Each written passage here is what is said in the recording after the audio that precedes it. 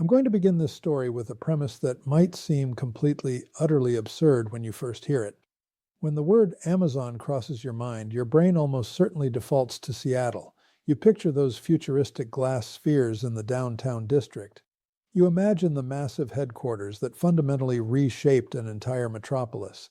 You think of the corporate culture that defined a whole generation of tech talent. But the reality I'm about to lay out for you is that over the course of just 18 short months, the center of gravity for North American e-commerce has quietly, invisibly migrated 500 miles to the north. The fallout from this shift is likely sitting in your mailbox at this very moment, manifesting in the delivery delays you're experiencing, the rising prices you are forced to pay, and the jobs that are evaporating from communities that truly believed they were too essential to ever fail. On the surface, the official narrative is simple enough. Amazon released public statements announcing the opening of new fulfillment centers in Vancouver and Toronto. It looked like just another routine expansion. The press releases were filled with the standard corporate gloss about serving the customer base better, about inevitable growth, and about new opportunities. However, if you accepted that explanation at face value, you would be overlooking the most significant corporate relocation of the last 10 years.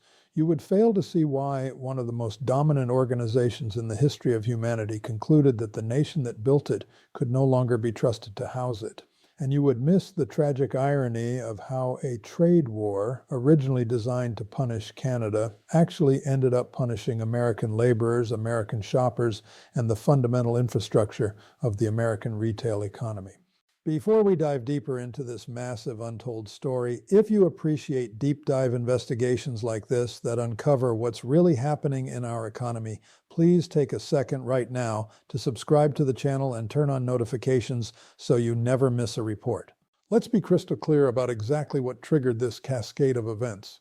For years, Donald Trump has nursed a very public, intensely personal feud against Amazon and its founder. He has branded the corporation a tax cheat, accused it of single-handedly dismantling American retail, blamed it for the failing fortunes of the newspaper industry, and relentlessly attacked it on social media platforms. Yet, the absolute breaking point arrived when his administration took a step that was nearly unprecedented in modern governance. They implemented what they termed a border processing fee, a $15 charge attached to every single individual parcel shipped from Canada into the United States. The official justification given was border security and the enforcement of customs laws, but anybody paying attention understood the true motive. It was a precision strike designed to render cross-border e-commerce financially impossible, to force Amazon and other major retailers to swallow massive new operating costs, and to prove that the administration had the power to weaponize trade policy against specific private companies. Simultaneously, the IRS, acting under palpable political pressure, initiated an aggressive, sweeping audit of Amazon's tax structures, dangling the threat of billions of dollars in retroactive penalties over the company's head. State governments, taking their cue from the federal posture, began piling on with their own investigations and fees. The signal coming from Washington was loud and unmistakable. We have the power to make your existence miserable, and if you refuse to bend the knee, we will break you. But this is where the plot takes a fascinating turn, because Amazon refused to bend, and Canada was waiting with open arms. Mark Carney had been observing this tension ratchet up for months. He possessed the insight to realize that Amazon's greatest vulnerability was inextricably linked to its greatest strength, the sheer speed and hyper-efficiency of its logistics network. This is a company that built a global empire on the promise of two-day delivery, of frictionless ordering, of a system so incredibly reliable that customers rarely gave it a second thought. However, that entire system relied on absolute predictability. It required knowing exactly where inventory was located, exactly how long transit would take, and exactly what the costs would be. Trump's border fee destroyed that predictability in the blink of an eye. Suddenly, a package that Amazon used to ship from a Canadian warehouse to a U.S. customer for $3 was costing them $18. When you multiply that $15 difference by millions upon millions of packages, you are looking at billions of dollars in new, unexpected costs. Costs that would either obliterate Amazon's profit margins or have to be passed directly onto the consumer. Carney saw this opening and executed a strategy with such precision that American policymakers are still scrambling to comprehend what hit them. He didn't just come to Amazon with a slightly better deal, he presented the company with a completely alternative ecosystem. He proposed that Vancouver and Toronto could become the new logistical heart for the entire North American continent. We aren't talking about satellite offices or secondary spillover facilities. We are talking about the primary infrastructure. And here's exactly what he placed on the negotiating table. Zero taxes on fulfillment operations for a full 10 years. A guarantee locked in by federal legislation so that no future administration could reverse it. He offered expedited permitting for warehouse construction, slashing the timeline from 2 years down to just 6 months. He offered dedicated freight rail lines that would connect the ports of Vancouver directly to these new facilities, subsidized by the Canadian taxpayer. He offered partnerships with Canadian Customs to pre-clear shipments, thereby eliminating border delays. And then there was the kicker, the masterstroke. A bilateral agreement that allowed shipments based in Canada to enter the United States while bypassing Trump's $15 fee entirely by classifying them under pre-existing trade frameworks that predated the new tariffs. To put it simply, Carney constructed a system where Amazon could operate with greater efficiency from outside the United States than it ever could from within it.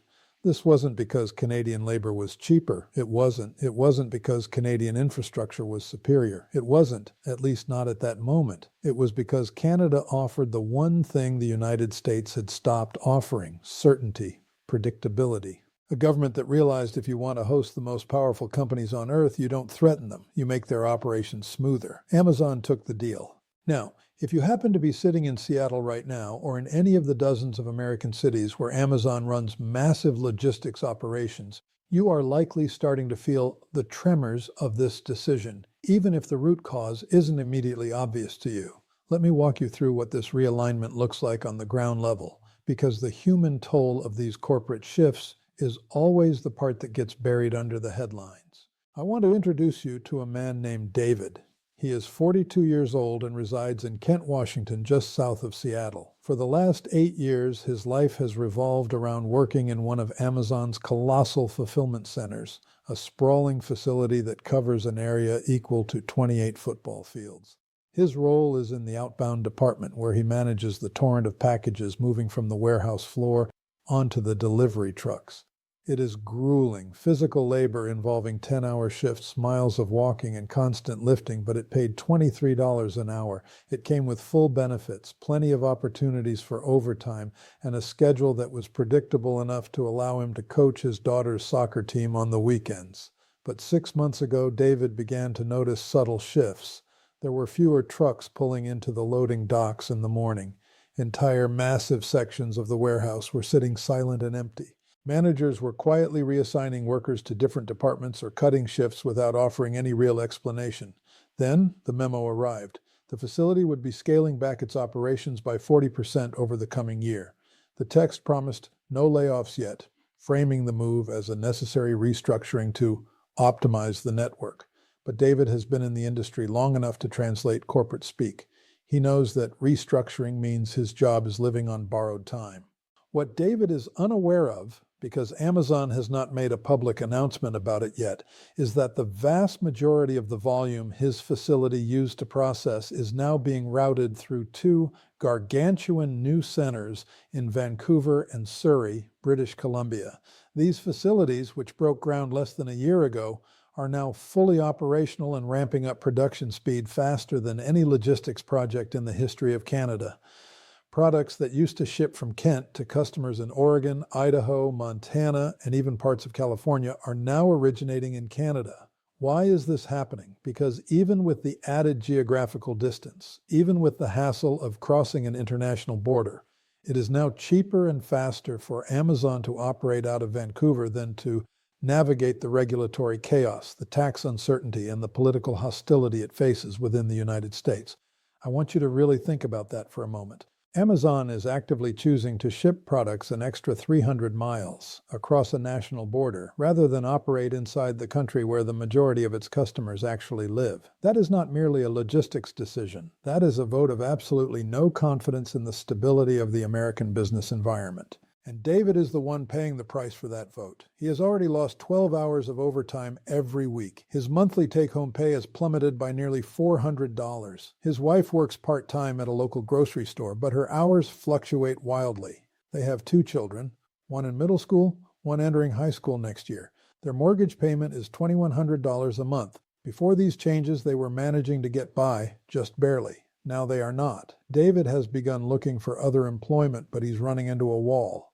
Amazon is the largest employer in the region. When Amazon contracts, there is nowhere else to go. The entire local economy is structured around that fulfillment center. The gas stations, the fast food franchises, the convenience stores, they all depend on workers like David having steady, reliable paychecks. When those paychecks shrink, the foundation of the entire community begins to crumble. This is a really important moment to pause and ask, are you seeing changes like this in your own community? If you're noticing shifts in the local economy or job market, leave a comment below. I want to hear your stories. Also, if you're finding this analysis valuable, please hit the like button to help us spread this message to more people. Now let me show you the inverse of this reality, because it is not sufficient to simply see who is losing. You must also understand who is winning. Meet Jasmine. She is 31 years old and lives in Surrey, British Columbia, roughly 30 minutes outside of Vancouver. 3 months ago, she was hired by Amazon to work in one of the newly opened fulfillment centers. Her daily tasks are almost identical to David's, managing outbound logistics and coordinating the flow of packages. But here is the critical difference. Jasmine is earning 28 Canadian dollars an hour, which converts to roughly 21 US dollars. That is slightly less than David's hourly wage. However, Jasmine pays absolutely nothing for health insurance. That is entirely covered by the Canadian system. She does not carry the burden of worrying about losing her medical coverage if she changes jobs or faces a layoff. Her commute is a breezy 15 minutes because Amazon constructed the facility in an area with robust public transit and even subsidized a new bus line. The facility itself is state-of-the-art, featuring climate control, ergonomic workstations designed to reduce injury, and break rooms that actually feel like spaces where a human being would want to relax. Amazon designed it this way because Carney made it a strict condition of the tax incentives. If you want the financial benefits, you must build a facility that treats workers with dignity. Jasmine is also part of a hiring wave that is fundamentally transforming her community. The Surrey facility currently employs 3,000 people, and Amazon has committed to expanding that number to 5,000 within 2 years. The ripple effects are visible everywhere you look. New apartment complexes are rising to house the influx of workers. A child care center has opened right next to the facility, subsidized by the provincial government. Restaurants and retail shops are filling in the empty storefronts around the transit station. For the first time in years, the young people of Surrey are staying in town instead of migrating to Vancouver for work. Jasmine's younger brother just secured a job in the IT department at the same facility, starting at 65,000 Canadian dollars a year. Her best friend from high school is currently training to become a shift supervisor. This is what genuine economic momentum looks like, and it is happening in Canada at the exact same moment it drains away from the United States. But the story expands even further because Amazon is not acting alone. Once the largest e-commerce company on the planet made this move, virtually every other major retailer began running the same calculations. Walmart announced it would be constructing 2 massive distribution centers in Ontario, situated right along the highway corridor connecting Toronto and Montreal. Target, which famously crashed and burned in its first attempt to enter the Canadian market a decade ago, is returning. But this time, they are setting up as a logistics base for their North American operations. Shopify, the homegrown Canadian e-commerce platform, is expanding aggressively, hiring thousands of engineers and operations staff. Even smaller players, companies you have likely never heard of, are relocating their warehousing and fulfillment operations to Canada because the math simply works better there.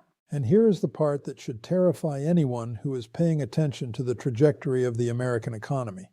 These buildings are not just warehouses. They are the nerve centers of modern retail. When you relocate the logistics infrastructure, you inevitably move everything that relies on it.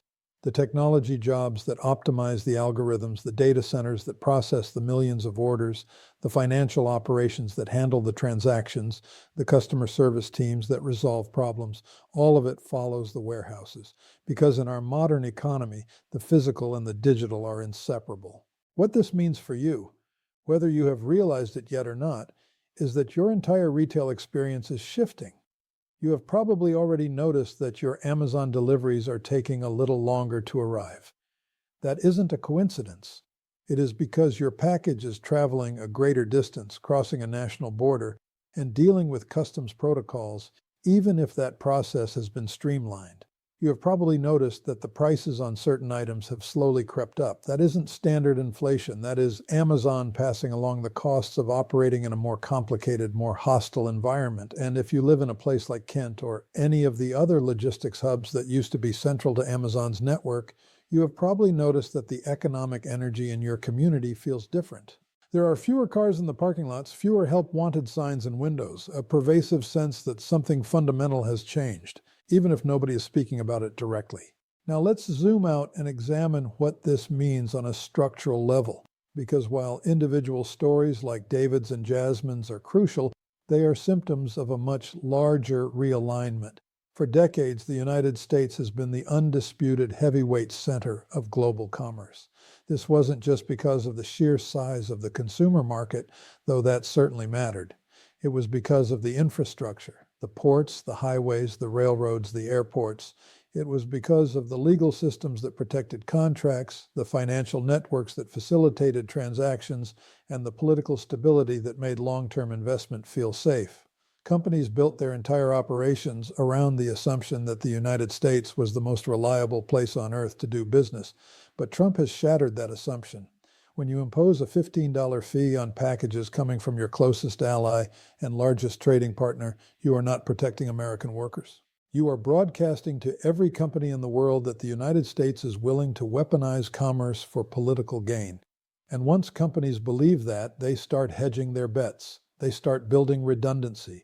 They start moving critical operations to places where the rules are clear and consistent. Canada has become that place, not because it is perfect, it is not. Not because it is larger or richer or more innovative, it is none of those things, but because it is stable. Because Mark Carney understands that in a world where the United States has become unpredictable, stability is the most valuable commodity a country can offer. The consequences of this shift extend far beyond Amazon. Think about what happens when the logistics backbone of an economy relocates. First, you lose the direct jobs, the warehouse workers, the truck drivers, the facility managers. Then you lose the adjacent jobs, the people who constructed the warehouses, who maintain the fleet of trucks, who supply the packaging materials. Then you lose the service jobs, the restaurants, gas stations, and hotels that depend on the spending power of all those workers. And then eventually, you lose the tax base. Because when employment drops, property values fall. When property values fall, local governments collect less revenue. When local governments have less revenue, they cut services, schools, libraries, road maintenance. All of it degrades, and once that cycle begins, it is incredibly difficult to reverse. This is exactly what is happening in Seattle right now. Amazon is not leaving the city entirely. The headquarters remains there, at least for the moment, but the company is quietly, systematically shifting its operational center of gravity north. And Seattle, which built its modern identity around being Amazon's home, is discovering that identity can be stripped away. The political dimension of this moment is also worth examining because it reveals something essential about how power operates in the modern world. Trump believed, and arguably still believes, that the United States holds so much leverage over companies like Amazon that they have no choice but to comply with whatever demands he issues. He thought he could bully the company into submission, force it to alter its behavior, make it bend to his will. But he miscalculated. He failed to understand that in a globalized economy, even the largest companies have options. And when you make their lives difficult, they exercise those options. Carney understood this perfectly. He understood that Amazon possessed no loyalty to Seattle or to the United States or to any particular geographic location. Amazon is loyal to efficiency, to profit, and to growth. And if Canada could offer a better environment for those priorities, Amazon would move. Not out of spite, not out of ideology, but because the math demanded it. This is the exact same dynamic playing out across multiple sectors: steel, automotive, technology, pharmaceuticals. In every single case, Trump has assumed that economic dependence flows in only one direction, that Canada needs the United States far more than the United States needs Canada. And in every single case, Carney has proven him wrong by simply making Canada a better place to operate. But let's not pretend for a second that this transition is painless. It is not. For every Jasmine thriving in Surrey, there is a David struggling in Kent. For every new facility opening its doors in Ontario, there is an American warehouse sitting half empty. And the people caught in the middle, the workers who did everything right, who showed up, who worked hard, who believed in the system, are the ones paying the price for decisions made in boardrooms and political offices far removed from their daily lives. You deserve better than this. You deserve leaders who understand that economic policy is not a game, that trade wars produce real casualties, and that when you destabilize the business environment, workers suffer first and longest, and the broader implications of Amazon's move extend into areas most people aren't even thinking about yet. Consider what happens to innovation. Amazon doesn't just ship packages, it invents new ways to ship packages. It develops robotics, artificial intelligence, logistics software, and delivery drones.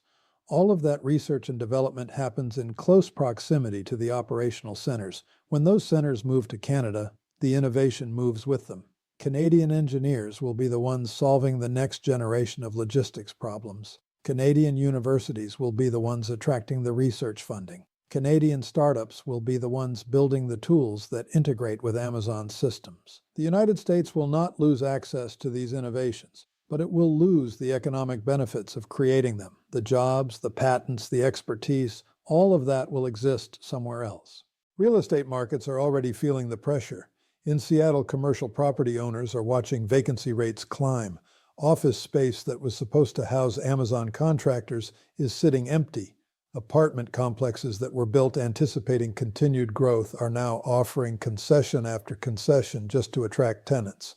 Meanwhile, in Vancouver, you cannot find an available apartment. Rents have surged. Construction cranes dot the skyline. The city is experiencing the kind of boom Seattle enjoyed a decade ago. And it isn't just Vancouver. Smaller cities across Canada are competing to become the next logistics hub. Winnipeg is pitching itself as the gateway to the American Midwest. Halifax is emphasizing its deep-water port and proximity to Europe. Calgary is leveraging its cheap energy and central location. Every region sees the same opportunity. If Amazon is willing to bet on Canada, other companies will follow.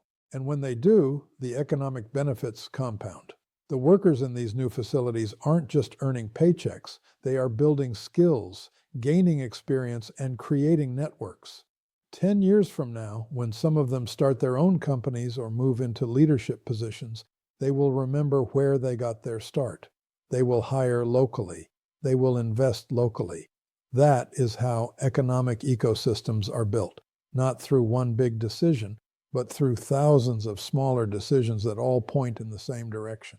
Meanwhile, American workers are being told to be patient, to wait for the trade war to deliver results, to trust that the chaos will somehow resolve itself in their favor.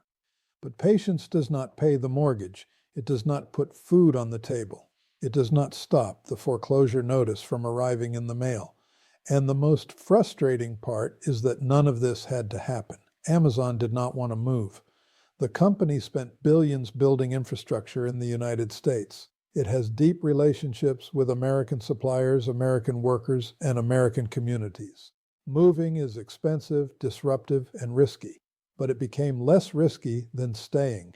When you create an environment where companies cannot predict what the rules will be from one year to the next, where political leaders treat major employers as punching bags, where tax policy is weaponized for personal grudges, you force those companies to make choices they would rather not make. And once they make those choices, once they commit billions of dollars to new facilities in new countries, they do not come back just because the political winds shift.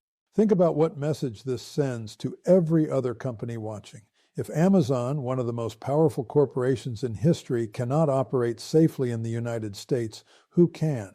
If Seattle, one of the most successful tech cities in the world, can lose its anchor employer, which city is safe? The signal is clear. Political stability matters. Regulatory predictability matters. And right now, Canada offers both in ways the United States does not. The tax implications alone are staggering. Amazon is one of the largest taxpayers in Washington state, not because it wants to be, but because it has to be. When operations shift to Canada, so does the tax base. Washington loses revenue. British Columbia gains it, and that revenue difference compounds over time. It funds schools, roads, healthcare, all the things that make a place livable. When you drain that revenue, you drain the future. Local governments in the United States are starting to panic. They are offering new incentives, trying to convince Amazon to stay, to expand, to invest. But they are negotiating from a position of weakness. Amazon knows it has options. And when you negotiate from weakness, you make concessions you cannot afford. Canada is not making concessions. It is making investments. There is a profound difference. A concession is giving something up out of fear. An investment is putting resources into something because you believe it will grow. Carney is betting that if Canada builds the best logistics infrastructure in North America, the companies will come, and that bet is paying off. But we should also be clear-eyed about what Canada is risking. By tying its economy so closely to Amazon and other massive corporations, it is creating dependencies of its own.